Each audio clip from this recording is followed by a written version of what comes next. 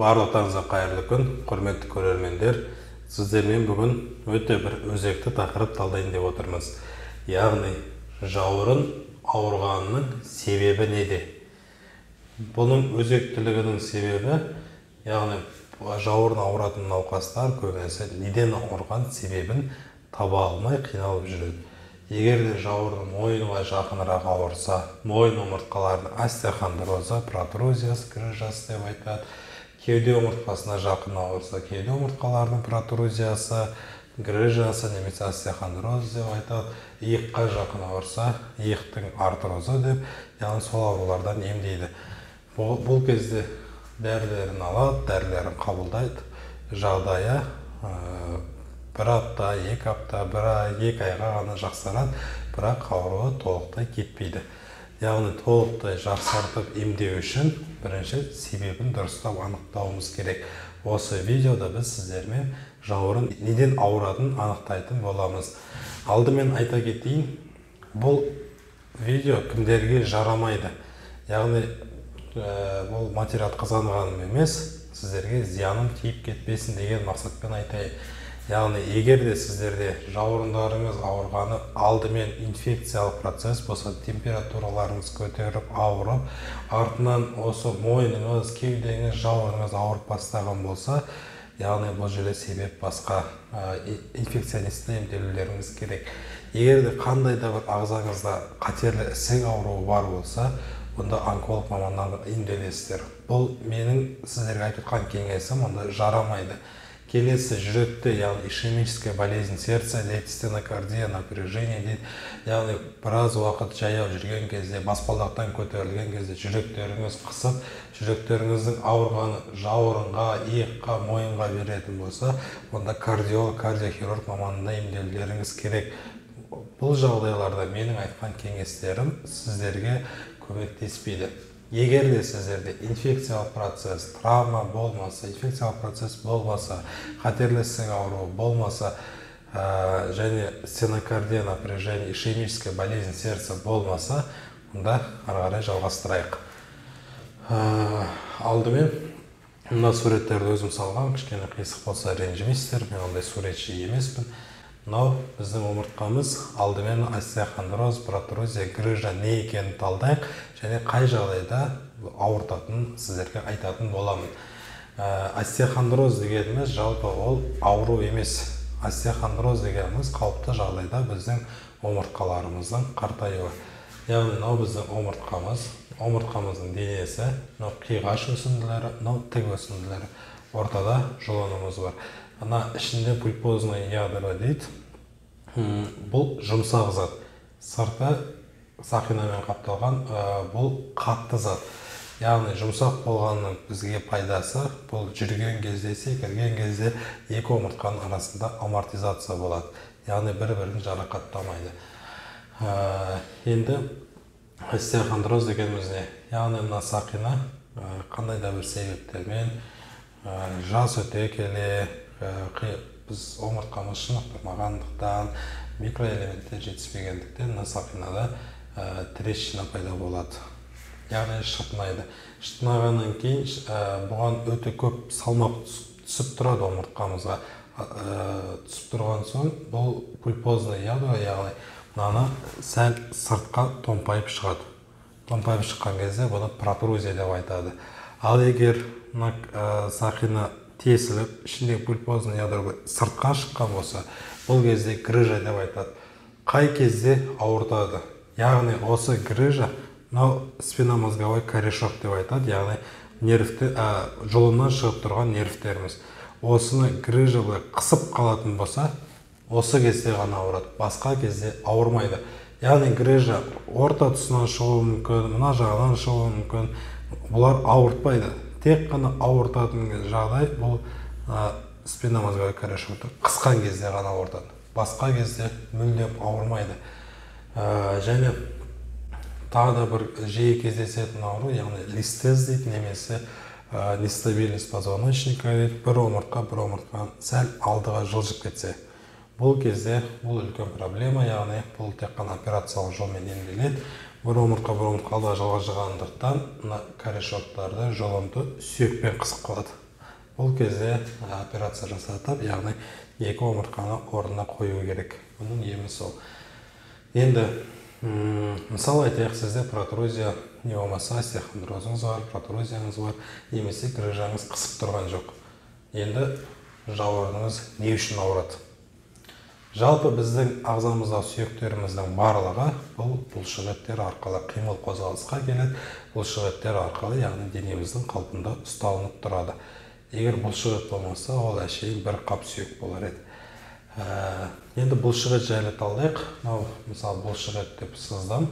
Бұл бұлшықет миофибрилалардан тұрады. Яғни қандай да бір себептерден, мысалы физикалық күш түскен кезде, физикалық күш дегеніміз, яғни тек қана жүгіру емес, физикалық күш статикалық және динамикалық деп аталады. Статикалық дегеніміз, мысалы бір отырған қалыпта ұзақ уақыт отырсақ, әсіресе офиста компьютердің алдында отырып жұмыс істейтіндер, бұлар көбінесе статикалық күш түседі бұлшықеттеріне. Ал көп қимылдайтын адамдар, яғни күні бойы жүретін, ауыр көтеретін, бұларға динамикалық күш түседі. Яғни осы физикалық күштің әсерінен не болмаса тіпті қисығы жатып қалған күнде бұлшықеттерімізде ауру сезімі пайда болады кейде. Шаншуға далып қалды дейді, тырысып қалды дейді. Яғни мынау миофибрилалар, қараңыздар. Мынау миофибрила. Мынау микроскоппен қарағандағы түрі. Мынау қалыпты бұлшықет. Қарап тұрсаңыздар, жуандау болады. Келесі, мынау триггер пайда болған бұлшықет. Триггер дегеніміз, яғни бұлшықетте тырысып тұрған аймағы. Жалпы біздің бұлшықетіміз, мысалы қолын бицепс айтатын болсақ, былай жиырған кезде бұлшықеттер бір-біріне кіреді, жуандайды, жиырылады. Ал созған кезімізде бір-бірінен алшақтайды, созылады, жіңішкереді. Енді жаңағы себептерге байланысты бұлшықеттеріміздің белгілі бір аймағы бір-біріне жабысып қалады да, дұрыс созылуына мүмкіндік бермейді. Енді мынау осы триггерларымыз, яғни тырысқан бұлшықеттеріміз. Қарап тұрсаңыздар, бұл созылған кезде жіңішкеріп, қиналып, бұлшықет әрең созылады. Мында триггер пайда болған, мында триггер болған, жіңішкеріп, әрең созылып тұр. Бұл ауыртады. Бұл өте қатты ауру сезімі пайда болады бұдан. Мынау қалыпты бұлшықет, мынада триггер пайда болған. Енді мына суретте қарасаңыздар, біреу сырты көкпен қоршалған, біреу қоршалмаған. Бұл дегеніміз не деген сөз? Мысалы, сіздер таңертең тұрдыңыздар, мойындарыңыз ауырып қалды. Бұрын мойныңыз ауырмаған мүлдем.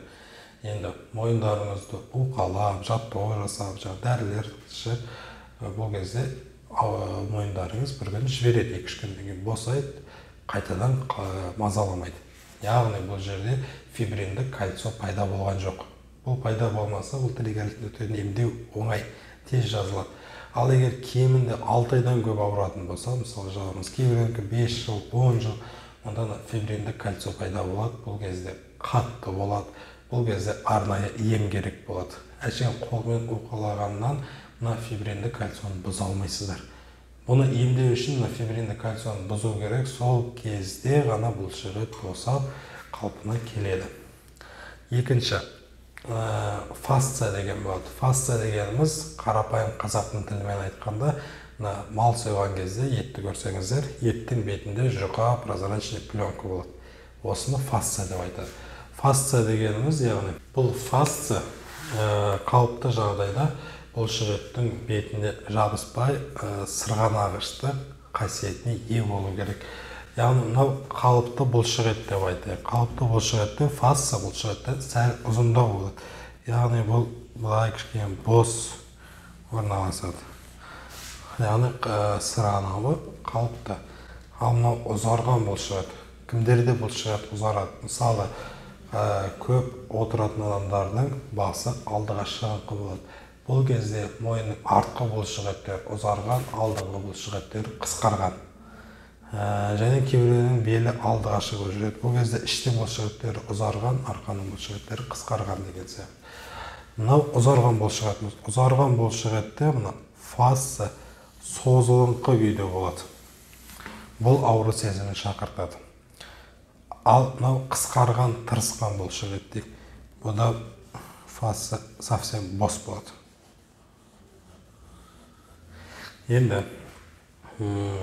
мысалы көп қимылдамайтын адамдарда және бұлшық етінде қандай да бір жарақат болса, осы фасция мен бұлшық еттің арасында сырғанағыштық қасиеті жоғалады. Және қандай да бір травма болса, бұлшық еттен қан сәл ғана осы қан ағатын болса, осы фасция мен бұлшық еттің арасында тұрып қатып қалады да, екеуі бұлшық ет пен фасция жабысады. Бұл кезде сырғанағыштық қасиеті жоғалады. Бұлшық ет созған сайын ауру сезімін шақыртатын болады. Енді келесі, мына жалпы жауырын жайлы айтайық. Мына суретте сіздер көріп тұрғандағыдай, жауырын, яғни мынау мышца, поднимающая лопатку дейді, мынау малая ромбовидная мышца, большая ромбовидная мышца и верхняя зубчатая мышца деп айтады. Мышца, поднимающая лопатку, бұл жауырын ауыратын 10 адам болса, соның 6-ауында осы бұлшық етте проблема. Ең жиі кездесетін проблема. Бұл тырысқан кезде, яғни жауырынның жоғарғы бұрышын, мойын мен жауырынның арасы осы жер қатты ауырады. Бұл бұлшық етінде жауырынның ішкі жоғарғы бұрышынан шығады да, мойын омыртқаларының қиғаш өсінділеріне келіп бекейді. Яғни жауырыннан былай шығады да, былай бір айналып барып бекейді бұл бұлшық ет. Бұл қысқарып тырысқан кезде адамдардың мойынның қимыл қозғалысы шектеледі. Яғни мысалы менің оң жақ осы мышца, поднимающая лопатку, жауырынды көтеретін бұлшық етім қысқарған болса, енді басымды солға бұру қиындайды, оң жақта болса. Және солға бұрып иегіммен бұғанаға тигізе алмай қалам. Ал егер екі жақтан да қысқаратын болса, онда оңға да солға да бұру қиындайды. Бұл бұлшық ет қысқарған адамдар көбінесе артына қарау үшін басын бұрып қарай алмайды, яғни бүкіл денесімен артына бұрылып қарайды. Келесі бұлшық ет, малая және большая ромбовидная мышца жайлы айтайық. Бұл бұлшық етте тырысып, яғни триггерлік нүкте пайда болатын болса, жауырынның ішкі тұсын ауыртады, ішкі жағы қатты ауырады. Яғни бастапқы сатысында онша білінбейді, яғни қатты қысқарған кездерден асқынған сатысында қолды 90 градустан жоғары көтерген кезде иық тұсы ауырады. Себебі, олай ауыратын себебі, яғни мысалы біздің қолымыз дейік, қолды көтерген кезде жауырынымыздың төменгі жағы сыртқа қарай кетеді. Осы кезде большая ромбовидная мышца созылады. Ал бұл тырысып тұрғандықтан созылуға жібермей ұстап тұрады. Енді передняя зубчатая мышца жайлы айтсақ, бұл бұлшық ет жауырынның ішкі тұсынан бекейді және қабырғамызды айнала келеді, 9-шы қабырғаға дейін келіп бекейді. Бұл алдымызға дейін бармайды, яғни осы тұста аяқталады. Бұл бұлшық етте тырысқан болса, триггерлік нүктелер бар болса, яғни жауырынның төменгі ішкі бұрышын осы тұста қатты ауру сезімі пайда болады. Және бұл науқастардың бір ерекшелігі, бұл науқастар орындықта отырған кезде орындықтың арқасына қол иықтарын көтеріп отырады. Не болмаса жатқан кезде, ұйықтаған кезде жастықты құшақтап жатады. Сол кезде ауру сезімі азаяды. Және бұдан бөлек широчайшая мышца деген болады, средняя трапециевидная мышца деген болады. Олар да ішкі тұсын ауыртады. Яғни бұл суретке салмаған себебім, бұлар жауырында басқа да бұлшық еттерді бетінен қаптап тұрады. Сондықтан салмадым, оны басқа суреттен сіздерге көрсетейін. Одан бөлек жауырында үстінде надосная связка деген, надосная мышца деген болады, подосная мышца деген болады, большая круглая мышца, малая круглая мышца деген болады. Оларды енді бұл тақырыпта талдамаймыз, себебі бұл бұлшық еттерде триггер болса, бұл бұлшық еттер қысқарып, тырысқан болса, ауру сезімі иық тұсында болады. Оны басқа сабақта талдайтын боламыз.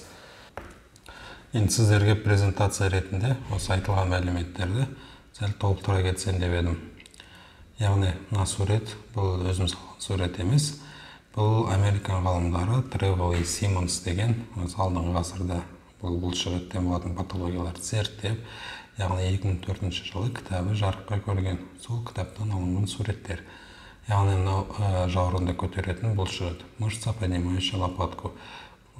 Жаңа айтқанымдағындай, жауырынның жоғарғы ішкі бұрышынан шығып, мойынның жоғары төрт омыртқасына келіп бекиді. Бұда триггер пайда болса, яғни жауырынның жоғарғы ішкі бұрышы, мойын аймағы, иық аймағына дейін таралады. Және мойынды қозғалту шектеледі. Басты төмен еңкейту, оңға солға қарау. Егер сол жақта пайда болса, оңға қарау қиын болады. Оң жақта пайда болса, солға қарау. Бұл бұлшық еттің қызметі, яғни жауырынымызды көтереді және басымызды артқа тартады. Келесі бұлшық ет ромб тәрізді бұлшық ет. Яғни мына суретте кіші ромб тәрізді бұлшық ет және үлкен ромб тәрізді бұлшық ет екеуі бірге көрсетілген. Бұл бұлшық еттің қызметі жиырылған кезде жауырынды омыртқаға қарай тартады. Босаңсыған кезде сыртқа қарай жібереді. Триггер пайда болса, бұл бұлшық етті, яғни жауырын мен омыртқаның екеуінің аралығы ауырады. Келесі бұлшық ет трапеция тәрізді бұлшық ет. Бұл трапеция тәрізді бұлшық ет 3 порциядан тұрады. Төменгі порция, ортаңғы порция және жоғарғы порция. Негізі жоғарғы порцияда триггерлік нүкте өте жиі кездеседі. Бел ауруларынан кейінгі екінші орында тұр. Жоғарғы порциясында триггерлік нүкте болса, яғни басты ауыртады, жаққа береді. Бізге керегі бұл жерде, яғни ортаңғы порциясы. Ортаңғы порциясында бұрышында триггер пайда болса, яғни иықта ауыртады. Жауырын тұсында пайда болса, жауырын мен омыртқаның екеуінің аралығын ауыртады. Өсіндісінің астында пайда болса, жауырынның ішкі бұрышымен жауырынды ауыртады. Ішкі қырымен ауыртады. Келесі бұлшық ет, яғни широчайшие мышцы спины дейді. Бұл бұлшық етте триггерлік нүкте пайда болса, яғни жауырынның төменгі бұрышын ауыртады және ауру сезімі төмен қарай қолға тарайды. Ауру сезімі күшейеді, яғни қолымызды алдыға жоғары көтерген кезде ауру сезімі күшейеді, яғни сол кезде бұл бұлшық ет созылады. Келесі бұлшық ет передние зубчатые мышцы дейді, яғни бұл бұлшық етте триггерлік нүкте пайда болса, основной ауыратын жері, ең басты ауыратын жері қолтықтың асты ауырады.